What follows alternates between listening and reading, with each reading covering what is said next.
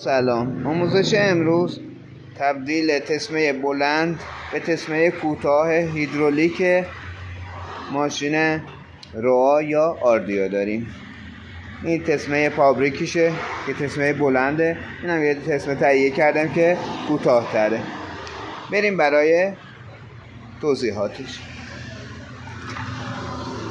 یه دونه هرزگرد دقیقاً اینجا زیر هیدرولیک قرار داره که کاملا بازش میکنیم.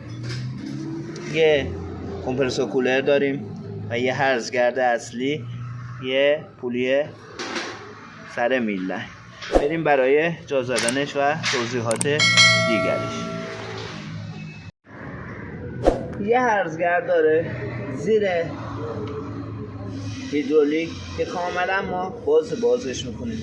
یه تسمه کوتاه تهیه میکنیم، یه سمتش رو روی هیدرولیک میندازیم تسمه رو، یه سمتش رو روی پولی سر میلن و یکیش هم روی کمپرسور کولر و هرزگردی که اینجا قرار داره.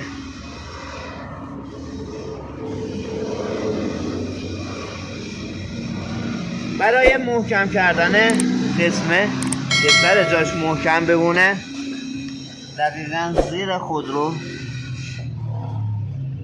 یه پایه سفکن قرار داره که این مهره را با آچار 14 بازش میکنیم و با یه آچار 12 این پیچی که این پایین زیر هرزگرد قرار داره یا همون سفکن محکم سفتش میکنیم، جوری که تسمه نه زیاد محکم باشه نه شل، یه نیم دور بتابه که محکمه. بس یه دونه هرزگرد اینجا زیر هیدرولیک قرار داره که ما کاملا بازش کردیم. این هم از نحوه کوچیک کردن تسمه هیدرولیک ماشین آردی یا رو.